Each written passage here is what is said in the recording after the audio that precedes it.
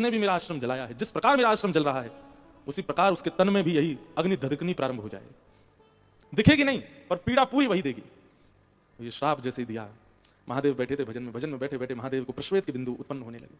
महादेव को कोई पीड़ा नहीं दे सकता, पर एक ऋषि के मुख से निकले हुए वचनों को अनर्थ नहीं करना चाहते हैं महादेव। महादेव को किसी की कोई बात कभी नहीं कुछ पीड़ा दे सकती, उनको कोई पीड़ा नहीं दे सकता, वो परब्रह्म है। परंतु क्योंकि ऋषि बोल रहा है, अगर ये इनकी कही गई बात लागू नहीं हुई तो ऋषि मुख से निकली हुई बातें सर्वथा व्यर्थ मानी जाएंगी। बोले बोलते रहे थे ऋषि, महादेव को तो कुछ हुआ नहीं, लोग बाग ऐसी बात बनाएंगे।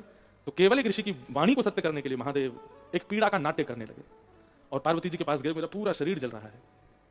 पार्वती जी ने खूब गंगा जल डाला, खूब सुंदर सुंदर नदियों के जलों से स्नान कराया, खूब लेप लगाया, लेकिन कोई भी महादेव को शांत नहीं कर पाया। देवता तो सब छुप गए, अपना काम बनता, कोई भी नहीं आया देखने के लिए कि महादेव की पीड़ा है।